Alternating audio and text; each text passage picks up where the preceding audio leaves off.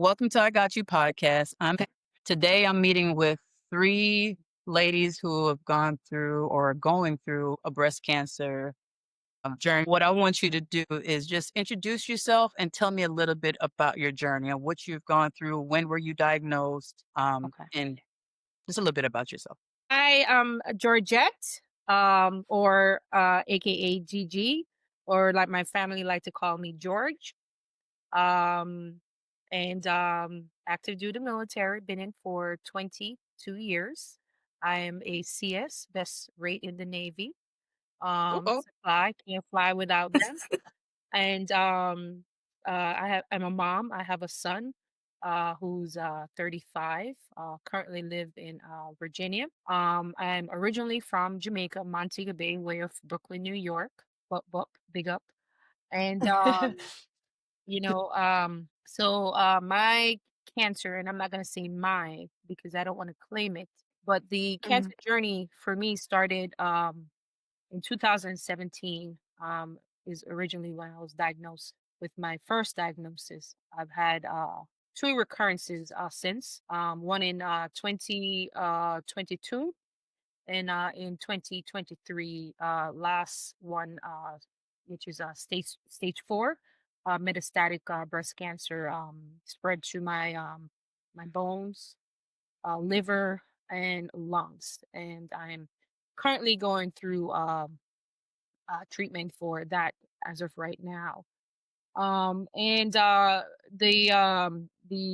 I've done everything. Chemo. I had a double mastectomy back in 2008. I did chemo also. I mean, 2018.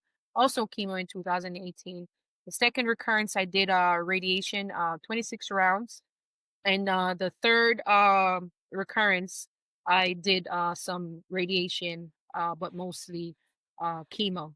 My last round of chemo was last year, October of last year. The doctor and I just decided that that was enough.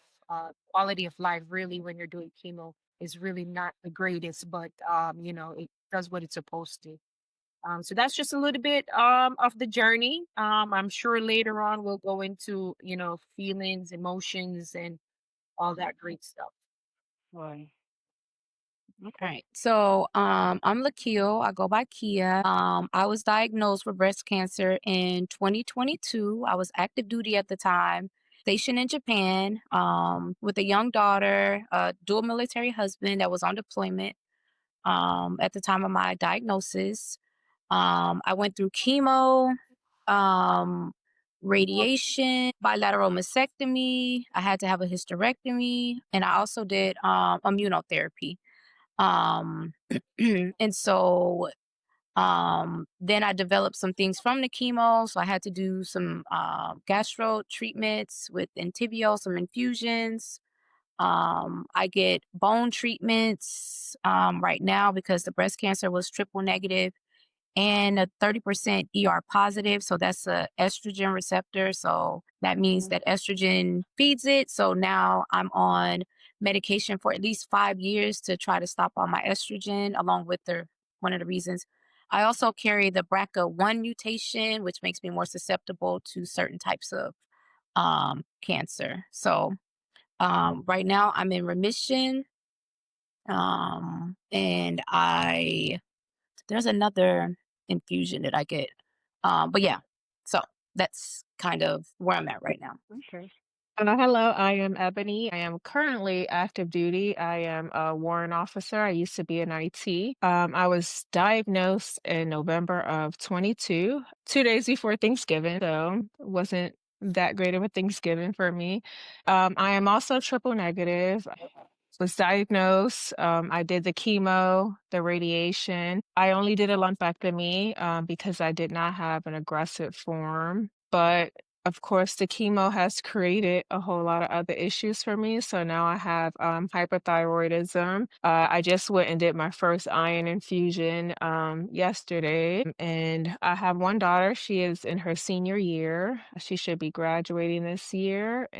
Yeah, so I'm on the journey of what my new normal is, and I had my lymph nodes removed, so I'm hoping that that is enough to prevent the cancer from coming back, and if God sees for it to come back, then hopefully it doesn't spread. So that is a little of my journey. All right. Thank you. Thank you so much for sharing. So, Mhm. when you found out that you had breast cancer, what was the feeling and what did you go through? What was the fears that you felt like, you tell me a little bit when you first heard about it. How did you feel? So Um, I think for oh, go ahead. me, I think for me, I was diagnosed when I was 43, I think. Yeah, 43. So I had put off getting a mammogram for a long time. You know, I was busy at work and Mm, just all the excuses really to go get checked. You know, I'm just like I'm too young. Uh for the first diagnose and the second, I was the one that found the lump. How did you? So the first time I found it, it was just something that was there and I feel it and I said, ah, and then I kept feeling it and I went and got it checked out. And everything happened so quickly that it was just a blur because once you get diagnosed, then it's just appointment, the poking, the testing. mhm, So I think for mhm, me, when I first found out, I asked the oncologist, I said, "Are you sure?" I mean, the pathologist. I said, "Are you sure it's cancer?" And he said, "Yes, it's cancer." And I just like cried like a whole week. I think I cried a whole week in bed. I just kept saying, you know, why? You know, what have I ever done in life that was so bad to cause me to have this disease? No one in my family mhm, has it. I'm the only female to have the mhm, disease. It doesn't run in my family. Like, what happened? And then immediately I just said, "Oh my God, I'm not gonna get to see my son be married. I'm not gonna get to be a grandmother." And I asked the doctor over at Portsmouth because I was diagnosed when I was in Virginia. I asked the doctor. I said, "Am I gonna die?" And mm, that's where my thought went initially. Like, "Oh my God, I'm gonna die. I'm not gonna get to see all those things." But I have a son that doesn't cut me any slack, and so he said, I'm gonna let you cry. I'm gonna let you get everything out." And then after that, he's like, "Okay, what are we gonna do?" And then after that week of crying and all that self pity, I just, I picked myself up and I was like, "All right, let's go." But my mm, initial thought was like, "I'm gonna die." That's what I thought. Mhm. Yeah. So mine was a little bit different in the aspect of when I was so busy at work. I also found mine on my own because my mastectomy came back suspicious, but then they said that it was okay and I needed to follow up. But COVID happened, and in Japan we didn't have a mammotech. We had to split the mammotech throughout the different clinics, so my mammogram was delayed a bit because of that. um, but I kind of went into I cried once and maybe for like 5 minutes because I was kind of in disbelief because for the most part I was healthy, somebody that worked out, didn't really eat really bad. But I went in fight or flight mode from the beginning. And I think I mhm, went in fight or flight mode from the beginning because my husband was deployed and my daughter was at home with me. And I told myself I absolutely had to be strong for her. So for me it was I wouldn't allow myself to think about death. I wouldn't allow myself to Google anything because I didn't want to put anything negative in my spirit. Like, I don't know, something just came over me to where I wouldn't stress, I wouldn't think negative, and all I can think about is I had to live. Um and I think my daughter and my husband played a huge role in that. I honestly didn't. I think I broke down maybe 3 times throughout everything. And one of them was maybe a couple weeks after I started chemo because it became real. The second time was when my husband was shaving my hair, and it wasn't because I was bald. It was more because I knew that the journey was really about to start, and mhm, I realized what I was about to embark upon. And then the third time is when I had my mastectomy because although I advocated for it because I carry the BRCA gene and because I didn't ever want to have to go through this again, once your breasts are removed, it's a really hard thing to have to, get accustomed to, and it's another reality. mm, So for me, it was more fight or flight. really lean heavily and depend on God. And I know Gigi, Georgette, you're really big on that as well. But I really fell back on my faith, like big, big, big time.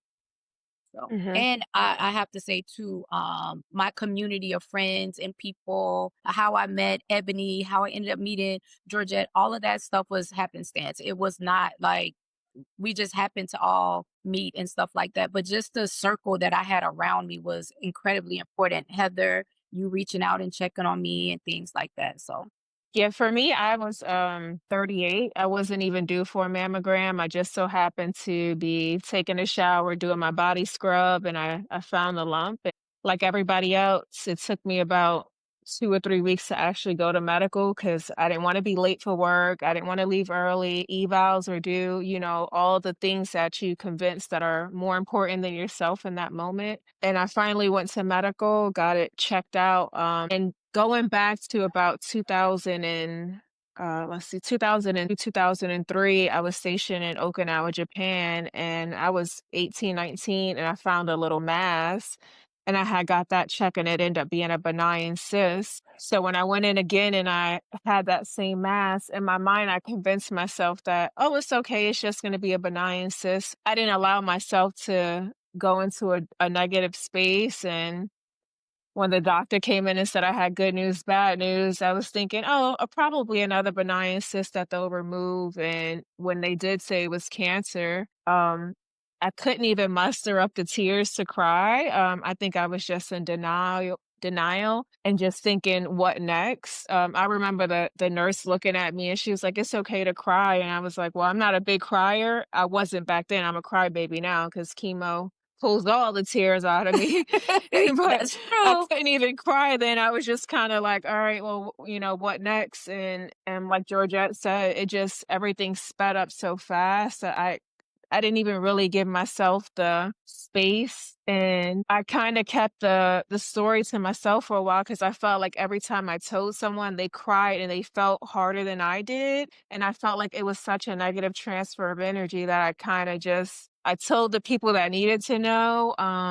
And like Kia said, the first time that it really hit me is, I mean, as Black women, we love our hair, and like Kia had long, beautiful hair, and when had my first clump of hair in my hand, I was like, okay, this is really happening. And once I cut everything off and went bald, that was the first time I really cried, and I kind of felt like I looked like what I was going through. Um, and I had like a moment of sadness. And again, at the time, I knew I had to be strong for my daughter. I had to wake up, shower, get myself together, and look halfway decent because I just didn't want her to see the weakness. So Mm. I didn't really give myself I didn't have grace for myself because I felt like I needed to be strong, not only for myself, but for everybody else that was watching. And now people are like, oh, you were so tough through the journey. And I'm like, yeah, well, in the shower, I wasn't as tough because that's when I had my weak moments. And that's when I would, maybe cry or feel sadness. But the minute I stepped out and I was looking at somebody, I just felt like I had to smile and, be an uplifting person. But I met Kia, like she said, during the journey, and she was kind of the voice of reason for me because she was a couple of weeks ahead of me. So I had someone with the same diagnosis that I could reach out to. And if I felt like I was going down the rabbit hole, I would text her and be like, hey, did you experience this? And she was very much like, I'm not going to give you any of the negative because I don't want to scare you. Don't look anything up. But be positive, and it kind of kept me, on the right track. But I think the three of us, we really just turned to faith, turned to family, and we dug deep, and we didn't really allow ourselves to feel and really go into a dark space. Right, right. I Uh, think another Heather, I'm sorry. I think another hard time for me, which I didn't cry, was telling my bonus daughter because she wasn't here. My youngest daughter was here, so she Mm-hmm. saw everything, but I was able to kind of hide and cover up things from my bonus daughter. So I Mm-hmm. didn't cry. I stayed strong, but it was really hard. So I really had to reach out to her mom to ask her mom to help me Mm. um But what her mom did is had her to call me. And so I had to tell her myself because I think her mom didn't know how to tell her. And it saddened her too, you know. Mhm. So that was another hard time because I felt like with my girls, you know, I didn't want my girls to have fear that I wasn't going to be here. Right. Right. So the series that I'm doing is about grief of the loss of everything. And Ebony kind Mhm. of hit it on the head is that do you think people don't understand that you going through breast cancer, you're also grieving? Because they always think grief is a loss of a person or something else. But do you think you're Mhm. grieving still and people don't understand that? I think that people people see what they see, but until you're in this situation, you don't fully understand. Like Yes. cancer takes so much from you. You can be the most positive person, you can be the most spiritual, religious person, but when it's all said and done, like just the things that you go through that you experience, the things you experience in silence, Mhm. it just takes away so much. So you do grieve. I mean, for me, I feel like I grieve the old me a lot because I'm Mm. not the same me. No matter how much, you know, I try to get back to being the old me with the things I do or how I look or whatever. Mhm. I'm just not that person anymore Mhm. because my life has changed. I think the other thing is with cancer, with Georgette's situation, you're never healed. You're never cured from it. No. You're in remission. There's a possibility it could come back. There's a possibility to come back multiple times.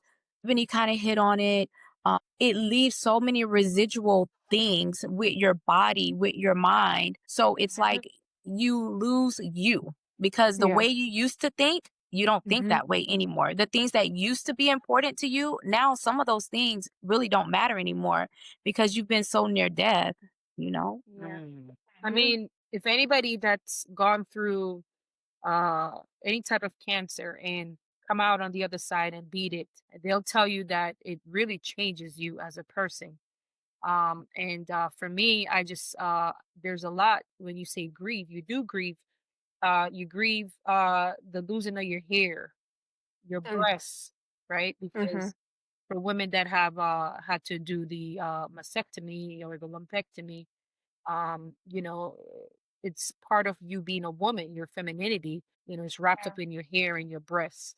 You grieve the Mhm. life that you had before, you know, Yeah. the normalcy. I just kept saying to myself when I was going through the treatment and even now, like I just want some sort of normalcy in my life. Just some sort of normalcy. But I try not to think too much. I don't let myself you know, I am as positive as you get, and really had it not been for my faith, I think I would have gone cuckoo a very, very long time ago.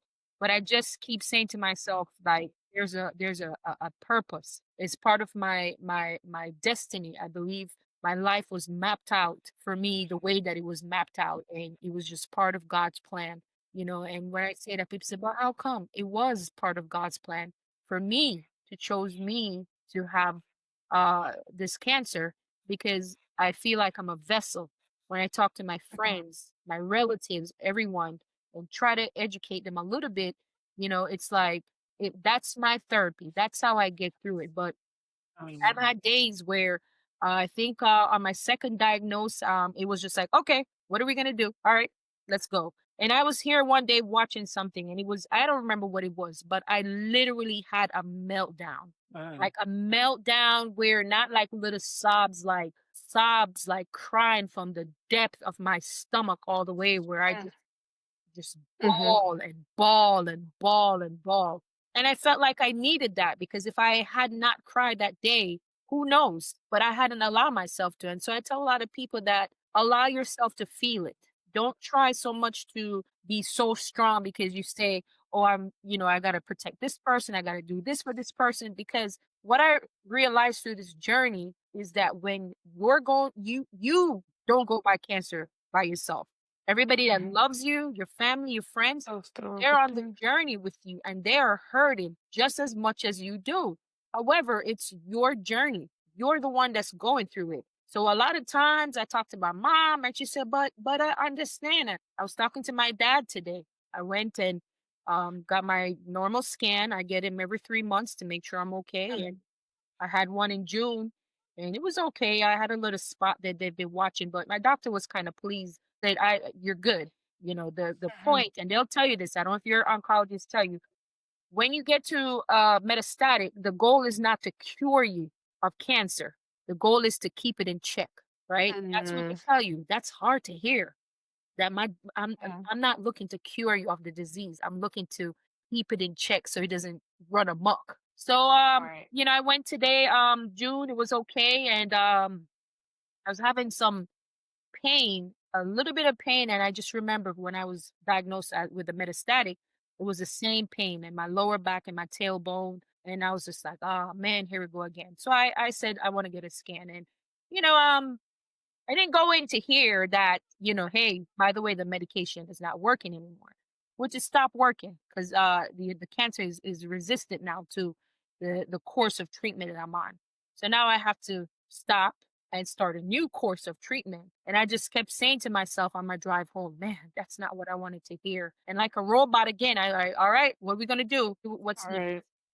To tell, and a lot of times I try not to talk to my parents, talk to my son about it, especially my son, because for him, I think both of you mentioned how you wanted to not to seem weak.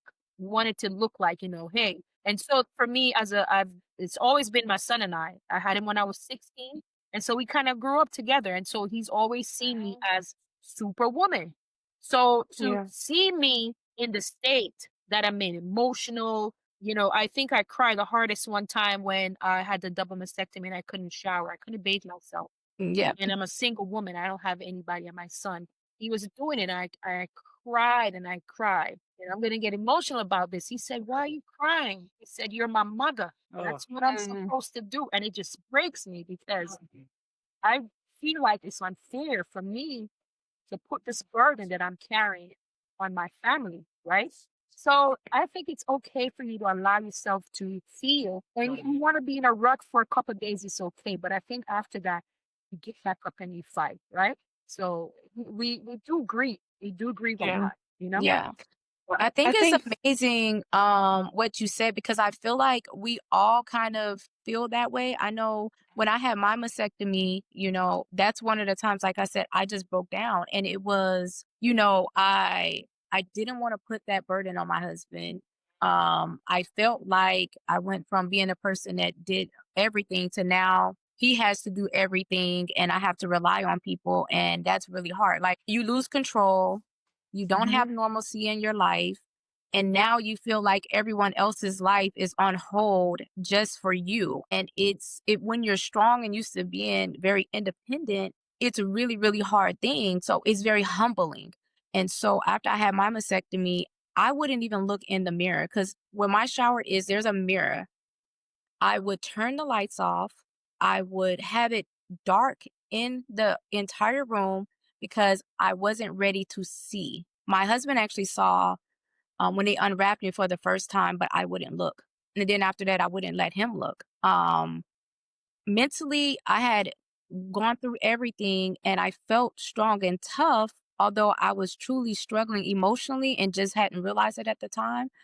Um, and so one day I left the light on accidentally. I turned around and looked in the mirror, and my husband walked upstairs, and I just broke down.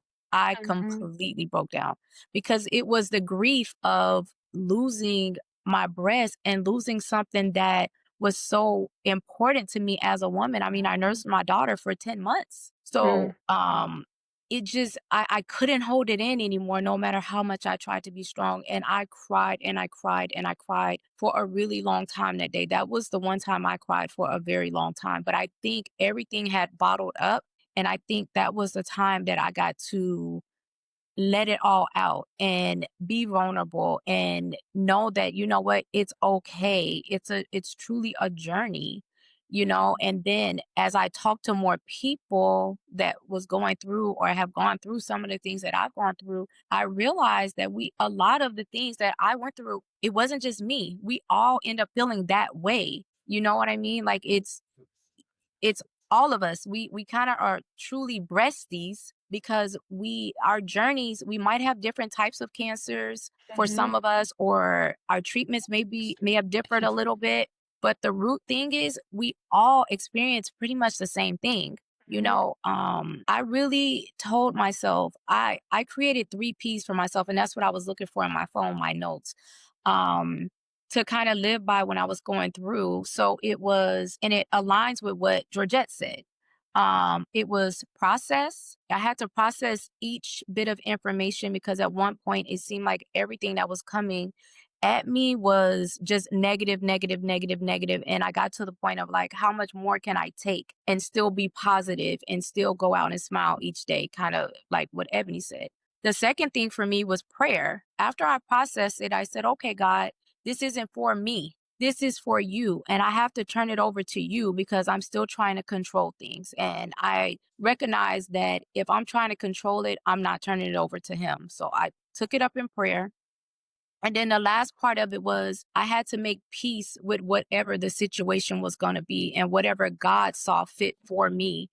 Um, so those were the 3 things that I did. And I never asked God, why me? Because for me, I felt like, why not me? Somebody else Mhm. has it much worse than I do.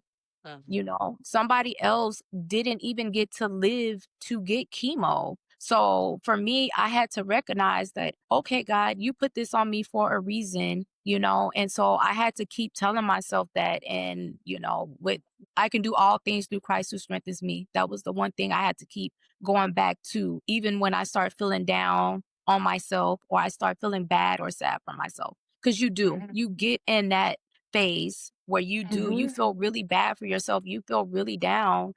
And like Gigi said, you just can't sit in it. Think grief, a lot of people associate grief with just like death of like a human, and that's like the saddest you could be in life. But I think when you go through the journey, we grieve different things at like different times, whether it be, and I know like a lot of people say, oh, it's vain to worry about like how you look, your weight, your hair. But when you're in it and your family, they love you and they say, I understand, I feel bad for you. But unless you're in those shoes and you're really going through it, you really don't understand, like, Yeah.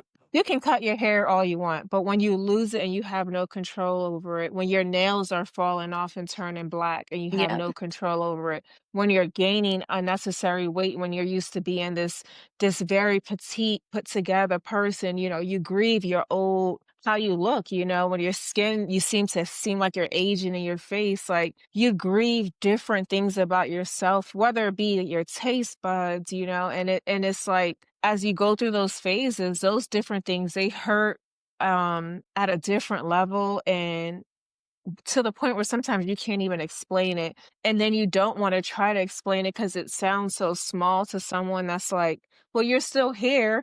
And it's like, yeah, I'm still here, but I can't fit any of my clothes. Yes, I'm still here, but I'm fighting just to get out of the bed. Yes, Mhm. I'm still here, but I can't get a manicure, and it's like all of their small things, like the amount of grief you go through during that process, whether you cry or not, whether you acknowledge it, you speak about it out loud, like it's continuous. And then you get through the journey and you feel like, okay, I'm in remission, I survived. And now you're still grieving. Like, I don't think people understand, like, people use PTSD loosely, but the feeling when you're in the shower and you're rubbing your breast and you feel something or you feel that phantom pain, like the wave of like um heat that comes over my body where I like, cringe up and tense up because I'm just like, oh no, not again. You just don't know what that feels like until you know what it feels like and you're in those shoes. But we you try to be thankful, you try to be positive because that's what you tell yourself you need to be. But sometimes you just can't even fight it. You may not ask the why me. And I live by the God gives his toughest battles to his strongest warriors.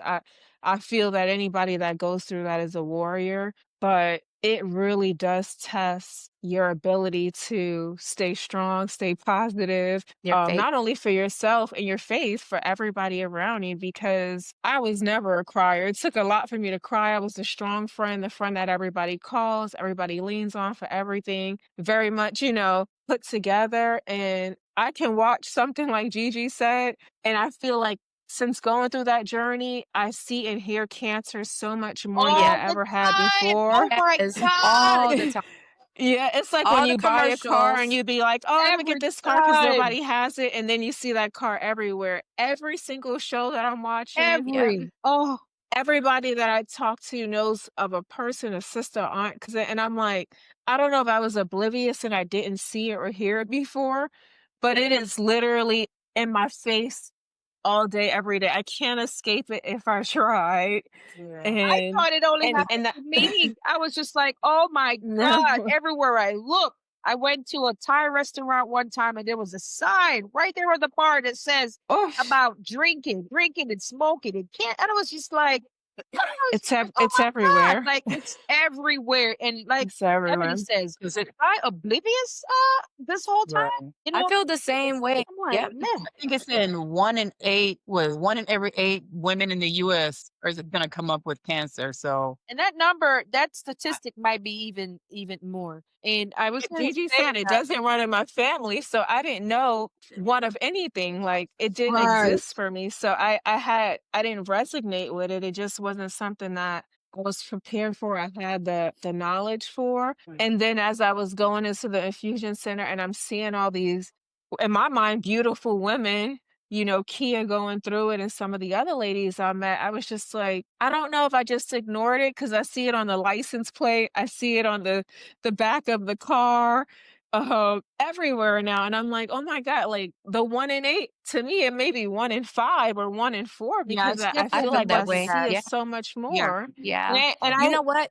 What Oh, I'm sorry. and What I you said also read that, because I know both of you were diagnosed at 38, and, Kia, you were diagnosed, before 40, correct? no, I was in my 40s. In your 40s, Yeah. but Mm, I Yeah. read that a lot of women that are what, triple negative, which is the most aggressive of the breast cancer, uh, young women are diagnosed mostly with Started seeing it. triple, negative, because by the time they go and do the mammogram and they find out the cancer already was it started. It was already doing what it was doing because of that mhm, lack of mammogram at a earlier age. So Age. that's what I read, that a lot of younger people gets Yeah. diagnosed with a triple negative. yeah, Right. I think, and what I So think, what I was explaining to Heather is, I think that now what's happening is people are being diagnosed a lot sooner. I was 42 when I was diagnosed, but there's a lot of people that were diagnosed when I was going to like luncheons that were in their 30s. Mhm. And the yeah, problem is a lot of times healthcare medical will not, even in civilian sector, they will not do mammograms because they feel like it's a 40-year plus disease. Right. And so they're missing it. And these young ladies are getting diagnosed at a much later stage. And in some instances where it's too late. Because for me, I was told that it was not breast cancer. And I was mhm, told that I could wait for 6 months and see what happens. Had I Jesus. waited for 6 months, who knows what my situation would have been because it was an aggressive breast cancer. and right, Kia, that's what I wanted you to tell that story because they didn't diagnose you with that, right? You had to push for them to test it, right? Because they told So you to wait for I 6 was months. so actually I was tested. So originally, when I was asking, everyone said, no, it can't be breast cancer because you wouldn't be sore. I never found my breast cancer in my breast. I found it in my lymph nodes, which I also had lymph nodes removed. mhm, So they were like, breast cancer is not sore. So you wouldn't be sore, is what I kept being told. But I kept being told this by males. When I look mhm, back on it, I'm like, it was males and they were probably going by the book.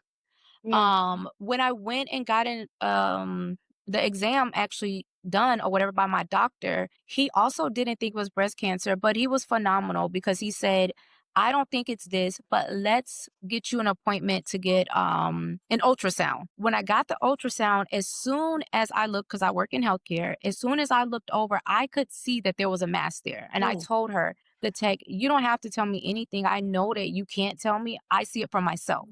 mhm, So she said, let me get the radiologist. The radiologist came in, he looked at it and he goes, there is a mass there, but it's not breast cancer. He goes, it does not look like um, a mass from breast cancer. So I got up, I got dressed. He showed me in the book. okay, this is what a cancer cell looks like in the breast. And he showed it to me in the book, and he said, and this is what yours looks like. So he said, well, I tell you what, either you can wait 6 months and we can keep an eye on it, or you can get a biopsy.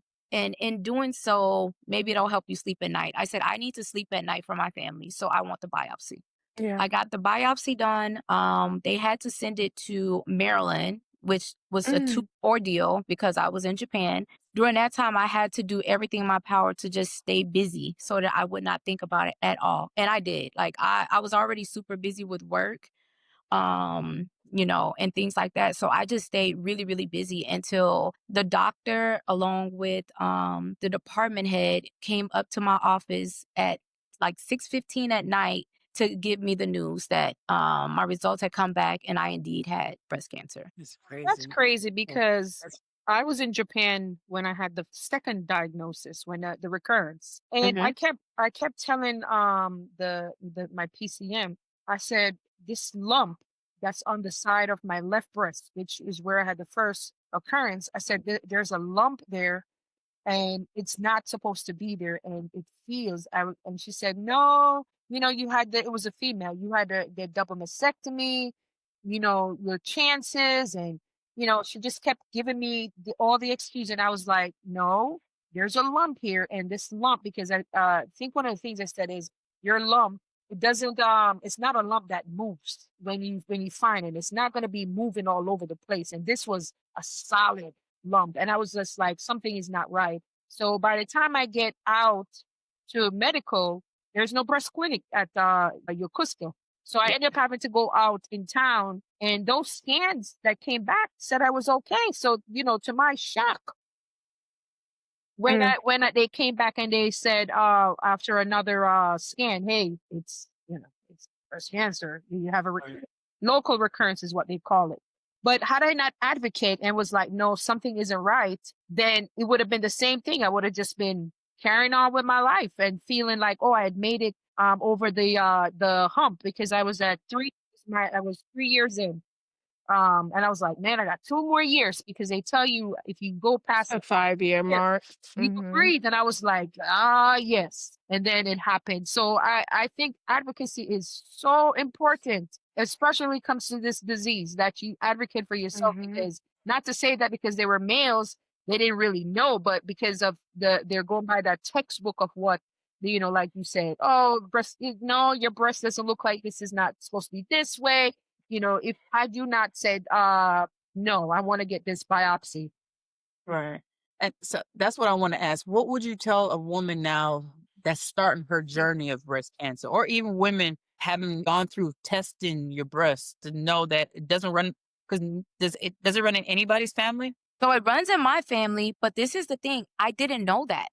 So Mm. it's super important to pass that information down. My aunt is the one who shared it with me because I said, I don't know where this came from. Nobody in the family has breast cancer. Right. And Wow. then another thing is what people don't know is breast cancer, female cancers like ovarian, cervical, and also male prostate cancers, they go hand in hand. So if someone in your family has had those, then they are all connected, right? We Right. just think about strictly breast cancer, but Mhm. that's not necessarily the case. So for me, it was great aunts, great great aunts, great great great. There was people that had already long passed away, either when I was a baby or before I was born, that I never knew. So I never Mm. knew that they had any cancers at all, and it all runs on my dad's side of the family. Oh, Mm. wow. So, Your genetic testing came back y positive too, right, yes, Kia? Yeah. yes. Yeah. So, therefore, it's super important that, like, for instance, if someone would have told me or told the girls in our family early on, like, "Hey, you guys need to make sure you take this seriously," or whatever the case may be, because it does run in our family. Wow. Hmm. It just was generations. It skipped a lot of generations Right. for Right. me. So Right. no, I don't know of any female in my family that has breast cancer. Cancer is not something that runs in my family. But I did also test positive for the BRCA gene. The BRCA gene and a ESR mutation. I did test positive for those, which for everyone, like some, I think, I'm not sure if it was either Ebony mentioned that, or is you kid that, or cancer, even though we are going through treatment for breast cancer, like, or cancers are a little bit different. Some of us are ER Mhm. positive, ER negative, some of us are positive or negative.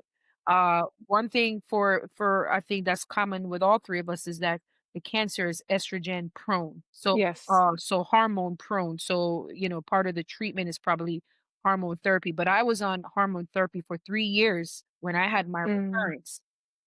So Mm. it's just everything is out was just out of whack with the breast cancer because, when the doctor said, well, we could do a lumpectomy, you could save the breasts, and then the day off, I was supposed to have the surgery September 13th. Doctor calls me and says, getting ready to go to the hospital with my family. Hey, are you sitting down? I was like, yeah. Said your test came back and you're positive for the BRCA gene. So now Mm. tables are turned, and this is normally what happens when you have the test positive, that you do the double mastectomy even though it is only one breast, and we also take move the ovaries as well. And I was like, all right, go ahead, take the ovaries. I don't plan on having any more kids. And then I was like, hey, take the breast as well. So for me it wasn't like, oh my god, but I was just like, all right, take it, but all that stuff is what they said. They said, you're in a 2% chance of it coming back, but that number is actually inaccurate. It's not 2%. It's a little bit higher than that for women to have what they call local recurrence after having a Right. double mastectomy. So that 2% Mm. isn't really, and when they throw that out, it's just like, no, that's not true, because there are many women that are had double mastectomy.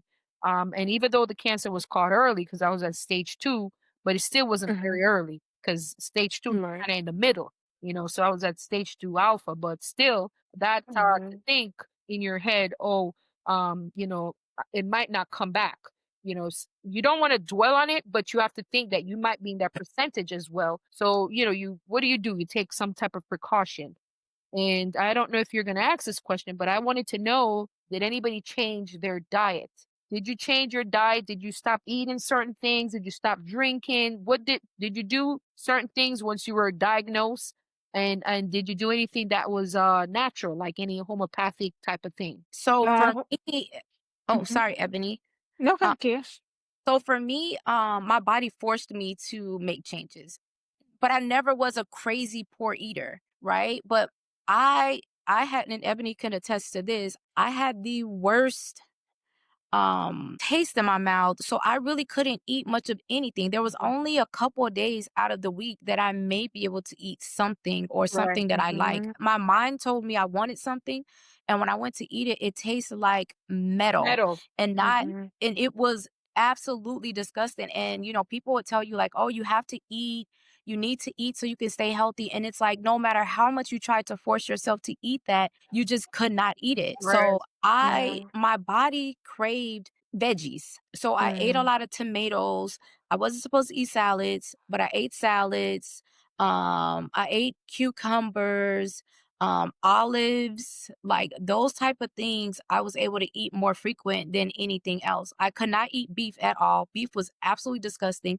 And I think I started chemo in August, and I think my taste buds left in like October, I think it was. So from October until probably about February, mid-February, I struggled with eating food, and I was able to eat rice most days. So Why rice kinda kept me afloat. why couldn't you eat salads? Because so it's almost like when you're pregnant, when they wanna be really sure that you Mhm. don't get some type of Yeah. bacteria or something Infection. that's gonna Oh, infections that's gonna make things worse. And then, with Yeah. lettuce and veggies, fresh veggies and stuff like that, they're not always cleaned off properly or whatever. Cold cuts Mhm. and things you're not really supposed to Yep.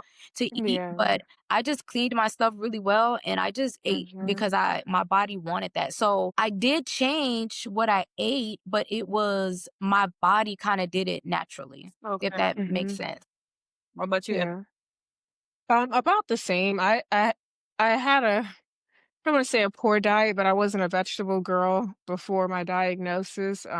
So it was really hard for me to get into trying to eat healthy, but I just I really could not eat much at all. I ate a lot of rice, a lot of bread, toast, anything to just put something on my stomach and give myself some energy. And things like a ginger ale that used to be my favorite soda, my version of it, I couldn't even drink that anymore. Water was absolutely disgusting, but you had to stay hydrated because it all tasted like metal. Um, so I really didn't change my diet much. I just ate what I could, when I could. And anything that I found myself liking, like if I could eat grapes one day, I would eat grapes until I was sick of them, and then I would move on to something else. So it was strange. And I'll say my recommendations for women, I know they push that whole 40, 40, 40, but I tell you what, if I can go out in town at 30, 35 and pay $1 million for an exam, I would. If your healthcare is not supporting it, and you're paying for insurance, sometimes you get what you pay for. Just go pay for it out of pocket because a peace of mind costs you nothing, right? Right. Um, and then really, your body. If something doesn't feel right, I don't care what the professional says. We all know sometimes these people are not the best doctors, right? You don't know who is who. So you know your body, you know what feels right, what doesn't feel right. There's always a second opinion and a third opinion until you feel like you have that peace of mind. Because at the end of the day, you can be mad at the doctor, but you'll never forgive yourself if you don't push for what you need and what you want. So Right. I recommend, I mean, I hope that at some point they change the age to 30 instead of 40. But I think that women should start at 30 pushing for it because it may take you a year or two to actually get in there. And then once you do, I know for myself, I go every 6 months and I rotate between a mammogram and an MRI. Um, but Yeah. it's your life, your body. But I say 30, you should start pushing for it and really set the yearly reminder. I mean, we remember to vacation every year. We remember to take our braids out every 6 weeks because that stuff is important to us and we don't want, overgrown hair and all the things. So I'm like, if you set those type of reminders for things that don't matter, for nothing else, there should be set the calendar and just try to do it, and really spread it. I felt like I didn't want to share my story. Kia knows this. I didn't tell my mom that I was diagnosed until I completed chemo and radiation and I was going into surgery. Because I felt that if I would tell my mom, I would have killed her because she suffers from chronic kidney failure and her health wasn't that great. And I just knew that if I couldn't tell my mom. Me and my brothers agreed we'll rally together. They came out and everybody helped me, but my mom was sadly the last person to find out.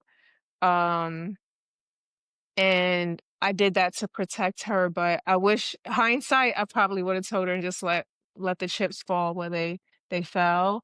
But Yeah. yeah, you put that information out. When I finally did share my story, because I didn't share it on Facebook, I didn't tell a lot of people. I kept it to like a core group of maybe 15 if I'm being generous with the number. And the day I decided to share it, I shared my story because I said, you know what, if I could help one person or encourage one person to go and get a mammogram, it was more important for me to share than to keep it close to me. And the day that I shared the outpouring of support, the stories I got back, Well, the number of women that went and sent me their results, their negative, and it was like they were just excited to share. Like I went and I scheduled mine for a year, and I said to myself, "Thank God I shared it because I could possibly have saved someone's life," right. or And so.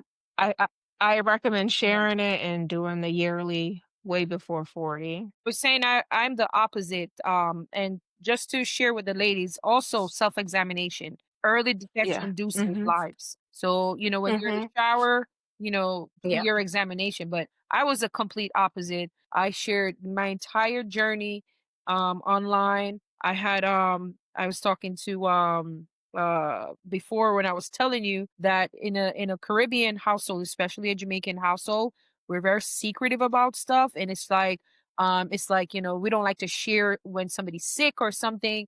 So it's kind of like I felt like if I didn't share, I was hiding or I did something wrong, and I didn't do anything wrong. So I shared everything. The all my my chemo appointments, all my radiation, I try to have my little sign up, and I just made it kind of fun to take off that negative stigma with it. Like, hey, I'm on round 12 and I had my little quotes and everything. So I pretty much was very, very transparent, open book with all my friends, everybody on Facebook, Instagram. I use my platform to kind of help. And so whenever someone is diagnosed recently or new, all my friends will have that person reach out to me and say, "Hey, I have somebody that you could talk to." And so for me, I'm glad that I was able to do that so people could reach out and talk to me and say, "Hey, I just been diagnosed. What do I do? What do I expect?" Of course, everybody journey is different, but some of the stuff I can kind of enlighten you on and kind of say, okay, well, try this or have you tried that? Like, I know a couple of times I told you about the soursop leaf. I said, try the ginger for the nausea. So just little things like that. I think it's important to share because, cancer is not a death sentence anymore. There are women that are living very, very long, fulfilled lives that have breast cancer, so it's not a death sentence. Medicine has advanced immensely since then. I mean, yes, a lot of women are still dying from breast cancer, but I feel like that we've advanced a lot. So if you kind of you're a private person, it's okay to be, but I think it's important that you share some of that journey that you Right. went on because your story can save someone else's life. Right. And I'm going to say That's one true. more thing, and that's it. I absolutely hate when people tell me how strong I am. Oh, you're so strong. You're the strongest because I don't believe that I'm special. I don't believe that I'm different than any other woman that's going through the disease. I just believe that my faith has helped carry me through. But there's been plenty of times when I'm hanging on by a little piece of thread to keep me from going insane. You know what I mean? So I don't find myself to be stronger than anybody else. And I always tell them, please don't say I'm strong because I don't think that. I just feel like if you were put in that situation, you would be strong too. You won't know until you get in that situation. So yeah. Yeah. I was in the middle of you and Ebony. Like I definitely post. I didn't post everything, but I recognized that one, I needed help getting through. So it was kind of just like I said, the community. But two, if I could do something to where I could help other people. I Yeah. felt that was very important to be able to help others and I was very careful on what I post and what I said because I know that there's a lot of women that are going to come behind me, that's going to come behind us, that's going to be newly diagnosed. I didn't want to instill fear in them, so that's why I was trying to be very careful of what I post so that they wouldn't go, because you already have a fear. But if somebody else tells you something is absolutely horrible and you know they've gone through it, now it's going to be embedded in your spirit and in your mind, and you're going to think that, oh my gosh, this is absolutely horrible, and everybody's situation is a little bit different. Right. So, what would you tell the ladies that are scared to do mammograms? Because every time you talk about mammogram, oh my God, it hurts. It's going to squeeze. How do you encourage those women to get that done? It's Because better they, to get a mammogram than to have to go Cut through them the off. journey that we are, or to get it so that you can start whatever therapy or treatment you need before it gets really out of control. Right. right, Because then you will live with some type of regret that, only if I Right. would have, should have, could have. So it's definitely very important. And it's important that even if you get a mammogram and they say is dense tissue or something like that, if you don't feel right, ask if they can do a ultrasound. Yeah. yeah, yeah, Yeah. That's true because I kept thinking to myself at first, I was like, mammogram was at 40. What happened if I had gone and got the mammogram at 40 when I was supposed to? Would they have caught it before it got to stage 2? I mean, we don't know, but that's what I just kept Yeah. saying to myself. Yeah. You should have went and got Yeah. the mammogram like you were supposed to. You should have Yeah. gone. So it is important. It's scary, but you rather have it hurts than to deal with because once you get done with chemo, people think that that's it, and they don't know that the long term effects of chemo that it has on your body and treatment. It really ravishes your body. It destroys your body. And hmm I'm Does curious. it throw you into menopause?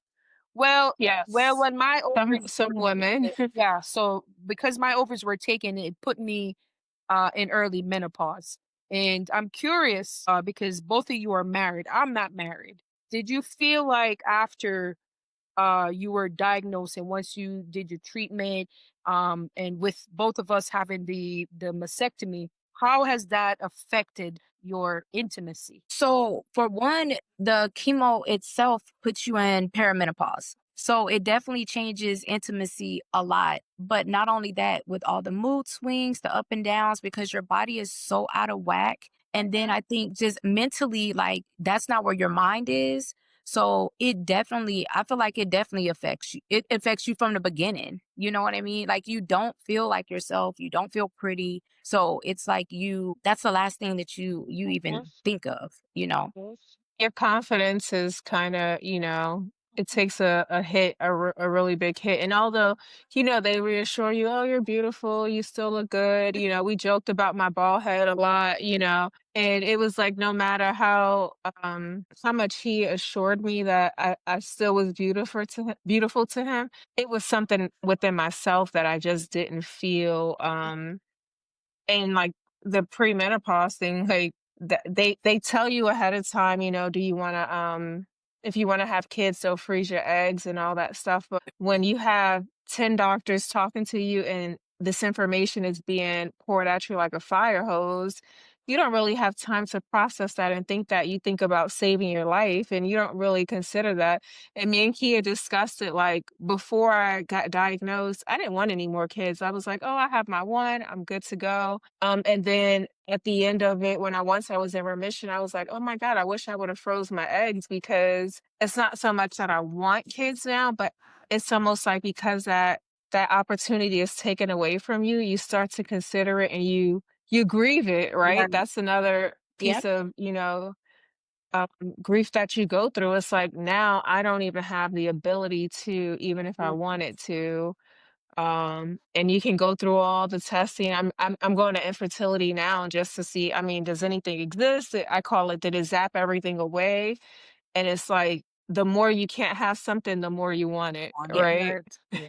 Right. It Yeah. took So, so it Yeah. I've always been pretty confident and just like, you mhm. can't grow up in a Caribbean household and not be, but Oh yeah.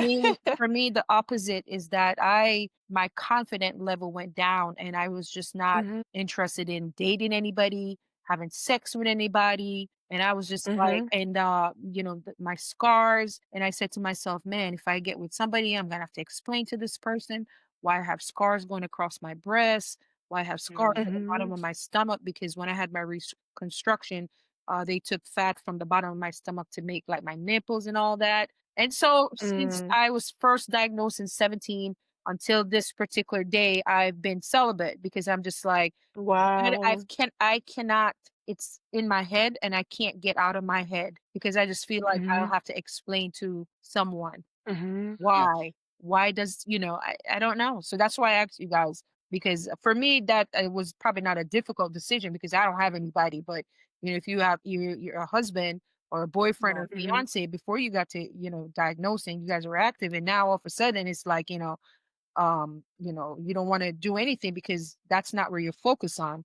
I Right. saw one of the reality shows where she was going through chemo and the husband, all just kept thinking of, Love it, is marriage, that what it was? Huntsville. And yeah, he Yeah. just kept Yeah. hounding It her. drove me crazy watching that because I was like, he Sex with he him. he did Yeah. not empathize with And her I at was just all. And like, I'm what like, an how dare you asshole. Like, worry about that? like Yes. she is going through, and I was just so pissed because I'm like, I she's was going too. through something, and you're gonna harp on that she's not having sex with you, and she was explaining like, it's not that I don't want to. I'm not I'm in the mood. tired. I I'm don't have tired. it. I'm Yeah. out here Do fighting you for my life.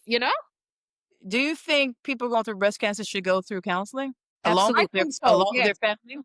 I think Absolutely. so. Yeah, But I you have to believe. have the right Yeah, counselor. yeah, Mhm. yeah. Because the one, I don't know if they referred the two of you guys, but they referred me to someone in the hospital. She was the sweetest, kindest person, but she was horrible for what I needed. Yeah. She Same. she didn't really understand, and I felt like she found herself asking me questions, and I'm like, I don't feel like she should be asking me questions. Like, how do I rely upon her when she's kind of asking me, not asking me questions about to help me, but asking me Mhm. questions kind of out of I feel like a curiosity or to Right. educate herself. So Right. I went twice and I was like, I'm not going back. So I ended up Same. asking for a trauma, someone that had experience in trauma. And so she's been Mhm. amazing. I still see her now. Yeah, okay, good. Mhm. I didn't Yeah. take the I should have gone to counseling, but I just kept saying to myself, I can handle it. I don't need a counselor. But in hindsight, I probably should have gone and spoke with somebody neutral, somebody outside of my family, outside of my friends. I Right. should have. And you still can. And you still I can. probably can. Mhm. I probably Just can, to but I could give you the name of mine. She's amazing. well, I that did the counseling because I felt like it allowed me to, like, as I was holding everything in, I knew that once a week I can like data dump and put all of that stress and all that hurt and pain onto somebody that was separate from my day to day. Yeah. And she doesn't have to process it the way my spouse or my kid or my brother would. They are literally just there to listen, give us the coping tools, breathe like this, meditate like that. Yeah. And then you get off the line, and I'm like, everything that I was holding in, I got off of my chest, and I can walk out of the room and feel like, okay, well, what are we having for dinner? I do it over the And phone. So it I makes did it it easy. was all Yep. virtual. Yeah, I did it all virtual. So I do think it's important. We didn't do like group counseling. No. We talked about that too. When I told my daughter, I felt like she was the toughest kid on earth. Like she did not have a initial response, and I was like waiting for her to cry or something, but she's very much like me, not a big crier. But I felt like when she went in her room, she probably cried. mm, But I told her, I said, hey, don't go to the internet because the internet is going to scare you. If you have any questions, come to me. We'll talk about it. And same thing with, my spouse. Like, I think he cried.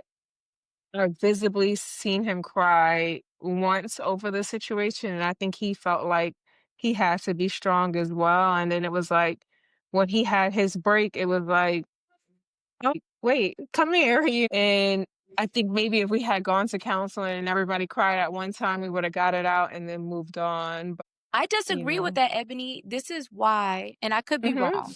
I feel Mhm. like when you're in the heart of it and you're really going through it, you really need to have people that are strong. Because I feel like when everybody's crying and everybody's sad and everybody's down, it takes you down and it puts you in Yeah. that safe space. But Yeah. when people are like strong for Strong. you Mhm. and they're not coming off like this is it, you're gonna die, or whatever the case may be, I feel like it really uplifts you. So I feel like a lot of people that come to me that are newly diagnosed, one of the things that I suggest to them is if your spouse or Mhm. someone needs to cry, they need to go ahead and cry, let it Get it out out, the way. get it Mhm. out the way, and now they need to be strong. If they need to cry in the shower, they need to cry in the bedroom or somewhere else outside of you, then that's what they need to do. Because if not, if you're a person that's a nurturer, the first thing you're going to want to do is go and nurture them and put yourself and your feelings on the yeah, back burner, or you're going to feel like I can't cry around them Mhm. because they need me to be strong. And this is not Absolutely. the I time. agree. yeah. Absolutely. It's not the time for you to have to be strong. You know what I mean? So Mhm. I feel like, yeah. And now a Yeah. kid is different. A kid is different. But Mhm. I feel like, a The husband, a boy, adults around an you. adult, yeah. Mhm. Yeah. Mhm. Yeah, and that's what I had told my Mm. family. I was like, listen, I know you guys are conspiracy theorists because you feel like, oh, they're experimenting on you. The doctors, they just want to cut you for no reason. And I had to let them Yeah. know I do not need anybody on this journey with me that's not going to be strong, that's going to be negative. I don't have any space for it. So if you know that you're not going to be this way, please get off the bus right now. Because I had Right. Mhm. an uncle and an aunt, and they just for the whole time they would just kept sending me stuff. Oh, the doctors, you don't need to have a double mastectomy. They just want to cut you. And I was like, That's the Caribbean household. yeah, Yeah. I had to explain So, to them like, to have your sour soup, drink that. well, I Right. still did the sour stuff, but it was just like, all of a sudden they became doctors and they wanted to tell me what to do, Mhm. and I had to explain to them with that at the end of the day, it's my journey. I'm the one that have to live with Mhm. the disease, not Right. them. So I'm gonna. Right. My Right. doctor tell me that I need to stand on my head and do flips after getting That's what I'm gonna mastectomy. Yeah, do. that's what I'm Right. gonna Right. do. Right. I'm gonna get on my head and do Mhm. flips, but I just had to let them know, like, listen, please, I don't need a conspiracy theory. I just Right. don't need it at all, because what Right. you don't need Right. is somebody with their negativity and because there's those days that you yourself are going to be Mhm. in that negative space. You're going to be questioning Right. yourself. So to have somebody come that's supposed to be supportive of you and they're not, I feel like I've been so lucky and I'm so grateful because I've had really my family and my Navy family has kind of just Mhm. surround me with love and wrap me in love and their arms. And I have a hard time accepting help from people.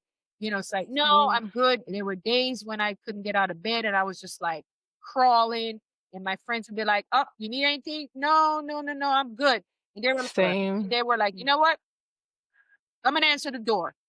Right. Oh, we're bringing you juice, we're bringing you this, we're bringing you that." But Yeah. after a while, I had to say to myself, it's okay to ask for help. It's okay if you need help. If they offer, you take the help because there's days that you're gonna need the help. I had Right. a battle buddy with me that went to on my first round and she had beautiful hair, long, nice hair, thick and black. When I had to shave my head off, she called me and she was like, "Oh," I was like, "What the hell did you do?" She's like, "I told you, She shaved her hair. we ain't Mm. together." I cried that Okay. time too. I was like, "Why'd you cut your hair? What's so Mm. nice?"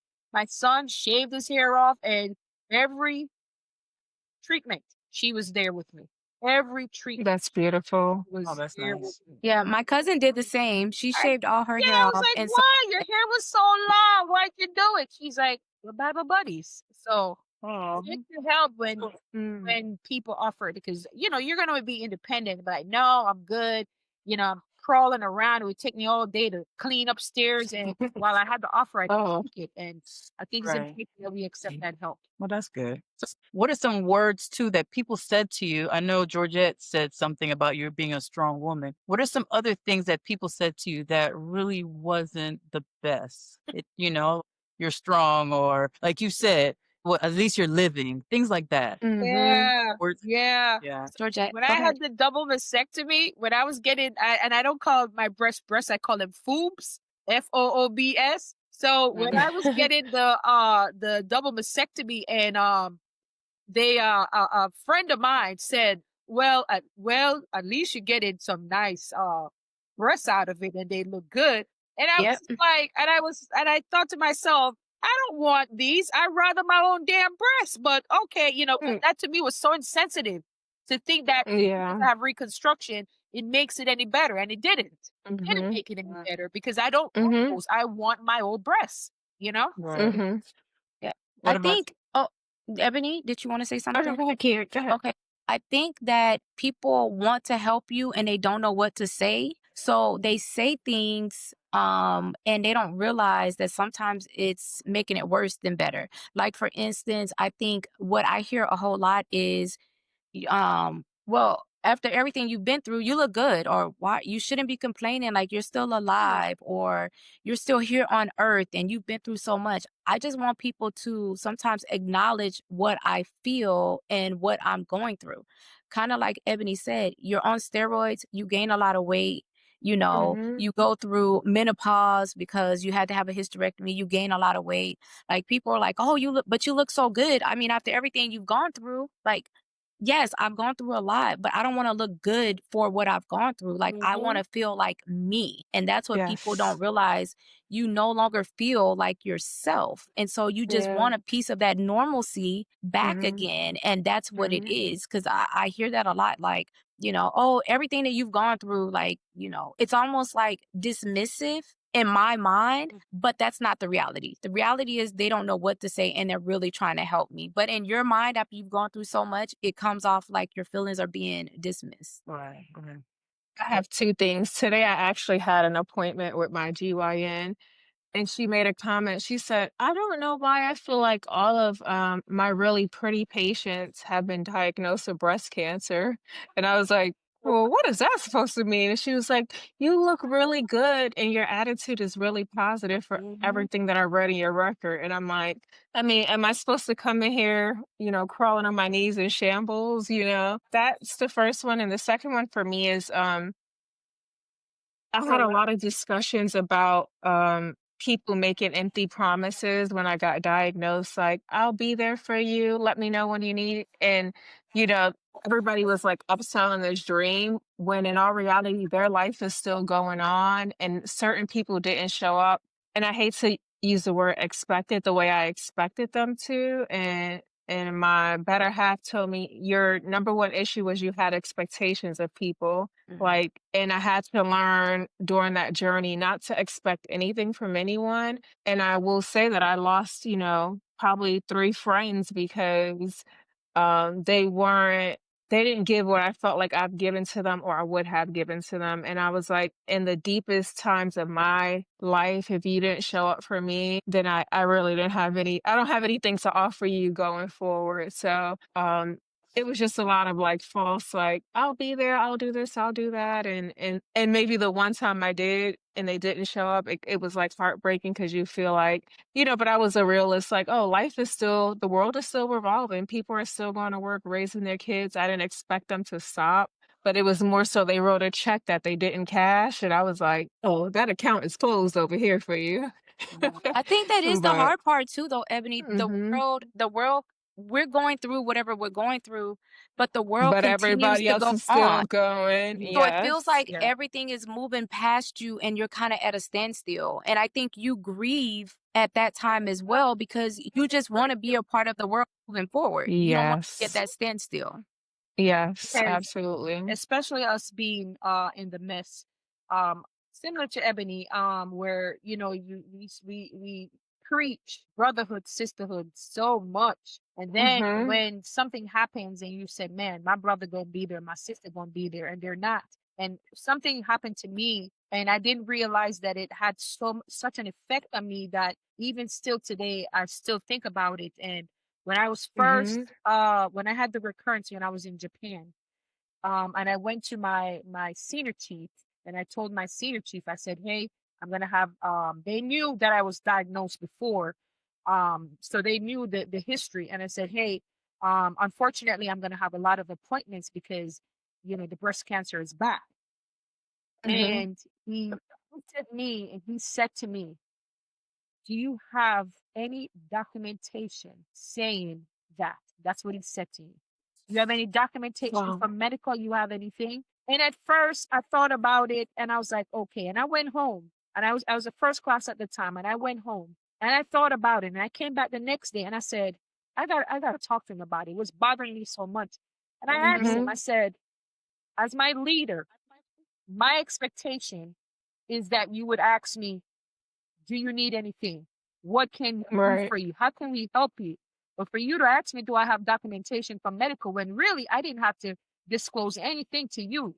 I said, do you know what that has done to me as your Mm-hmm. sailor, somebody that works for you to ask me that when I've never given you any reason to doubt that I was lying? I said, who lies about having cancer? And I just never, I didn't know how much it affected me that when I was going through season, I just lash out when he was asking me, why didn't you call? Why don't you have my number? Well, I asked him, I said, do you really want me to talk about it? But it bothered me so much. And you know what he said? He said, I realized I made a mistake. I should have, but I didn't. Mm-hmm. But it was already too late because I just never let it go. I was like, okay, that's how you feel. But for me and for well, Kia, you're out. But for Ebony and I, in that situation, it's like, you know, we know. So to say to a sailor, hey, you got documentation, you got proof of that, or way how we treat that is different because that empathy now is different Yeah. because you know what's about to happen. So for me, I just never got Yeah. over that somebody that's in a position would say that to their sailor, to a woman that's experiencing one of the most darkest period in their life. Do you have Right. documentation from medical saying And you already feel guilty I because you already, know yeah, that you can't do the job I that Yeah. can't you do the used to job. do or what Exactly. you want to Yeah. do. Yeah. Exactly. Yeah. And I'm Mhm. like, Yeah. I was Yeah. so hurt by it that he would That's even crazy. say that to me. Yeah. Right. What would you what would you advise someone going through this, their first journey, or what would you want people to know also about your journey, breast cancer? Just in the summarize. Doesn't discriminate, doesn't care what color you are, what your Mhm. socioeconomic background is. It's a vile disease, but the key is how you bounce back from what you're going through, right? Always, like Kia said, have gratitude in your heart. Mhm. Pray, because somebody out there have it worse than you do. Uh, you Mhm. have health insurance. You could cover the cost of your treatment. I looked at one of the breakdown of the bill, and I could not believe how much a round of chemo costs. To put Mm, to put poison in my body cost 13 grand a round. The mm, medication I was on, one pill was 10 grand. So just mhm. imagine that woman that's out there that does not have insurance, or they have insurance but it doesn't cover everything. Does that woman get Yeah. subpar treatment because she can't afford treatment, or does she get proper medical care? So be grateful. Stay prayed up and realize that it's not the end of the world, and allow Mm, yourself to be vulnerable, accept help, and realize that you ain't the only one that's going through it, but you are special and God made you that way, and you have power, because ain't a lot of people could go through what we go through. So yep. just realize how special you are, and be there for your family and let them love on you, but Mhm. also love on yourself. Give yourself Yeah, grace. Mhm. I Yeah. appreciate Yes. it. Yeah. What about you, Kia? I would say give yourself a lot of grace. That's something that I had to constantly be reminded of. Um, have a circle around you as much as possible, because you may need to lean on those people. Even if you're not a religious or spiritual person, find something to where you can just focus on that thing to help you through. Even if it's just reading books, going to just sit out somewhere, have coffee, whatever it is, find something to help you to get through. And then don't be afraid to tell people, so that people that want to help you can help you. Mhm. And as I said, get a mental health, get someone, a therapist, to help you along the journey, because we don't know how much we need it until, as Ebony said, you can kind of release some of those things, and then you walk away feeling a lot better until that next time or the next event comes up. So I would say my biggest word is grace. Grant yourself grace. Mhm. Okay. What about you, Ebony? I would probably just say use your village. Even if you feel like you're the strongest person, just lean on the people that are around you that want to help you. And one thing that helped me out a lot was journaling. Because while you're going through the journey, it's hard. You do lose, it's something called chemo brain. You do lose a lot of your thought Yeah. process and your train of thought and stuff. And when you're trying to think back to things, I literally wrote everything down every day, every treatment. And I find myself now being able to go back to, say December 5th, my first treatment. And I'm like, oh, I did get this. This was a nurse that was there, and it's nice to just have that to look back on as either a source of strength, or when I'm trying to help somebody else, pay it forward. And the final piece is pay it forward. Don't keep your journey to yourself. If you can help one person save one life, share it with the world, so that, people can use you as a sense of strength and a resource to help themselves through the journey. Can I add one last thing, Heather? I think that things like this, or sitting on panels talking about breast cancer or podcasts, is extremely important, because not only do we get to help others, but we get to help ourselves. It's a little Hmm. bit of satisfaction and a little piece of healing that comes along with this. Absolutely. And it's always nice to meet women, because underneath it all, and I kind of understand a little bit when you say, people say, well, you don't look, but the thing is, when What you you know? carry yourself, I always say, man, we're kicking butt cancer's butt with style and grace, because when you Yes. put yourself together and you decide, listen, Yes. this disease will not beat me, it will not. Right, Yeah. Yes. And that's how you have right. to look at it. So that's, look at that, we all met eventually. Connect. So y'all let me know one thing that y'all are grateful for. The journey. Mm, Mhm. I would say the gift of life. Yeah. I would say family and friends. Right. Right. Hmm. Well, I appreciate y'all doing this. Well, I'm grateful for y'all to be on this podcast and doing this. Georgia, you had me crying early. I was trying to hide it, but I was fighting it. Oh God, oh, the lump in my throat. I know I had to. I'm glad we It's talked. grief and it's healing. Yeah, it is. it's I'm Yes. glad we got an opportunity because at first I was like, maybe after getting the news today, I was just like, but then this is therapy for me. And Yes. it makes me not kind of ponder and what happened, you know. Yes. Yes. It's Yes. past. What are we gonna All do? right. So yeah, I'm sorry. Sisterhood now Yes. and again, You may not be a breastie, yeah, but you're a bestie yeah. now. Thank you. So again, you know, So I appreciate y'all doing this. Thank you. we appreciate Thank Thanks you. you. for No, thanks thank for you. having We us. appreciate you. And Yeah, thanks for having we're available. I think all three of us are Yes. safe to say. If you need to fill some You space, let us Oh know. yes. us girls are ready to come and Same talk here. Yeah. about anything. Same Anything. here. Mhm. Because then like she said, when you have the ability to, you don't want to. But now Yes. take Mhm. you're like, man, but Yes. that one kid syndrome is a problem. I always Roughly 1 in 8 U.S. women will develop breast cancer during their lifetime. Today's episode is about strength in its truest form. Whew, I want to say thank you to these brave women for sharing their journeys so openly. If you're listening and you or someone you love is facing breast cancer, know this, you're not alone. And there's strength even in the hardest fight. To all the warriors, the survivors, and families, we see you, we honor you, and we walk with you. Thank you.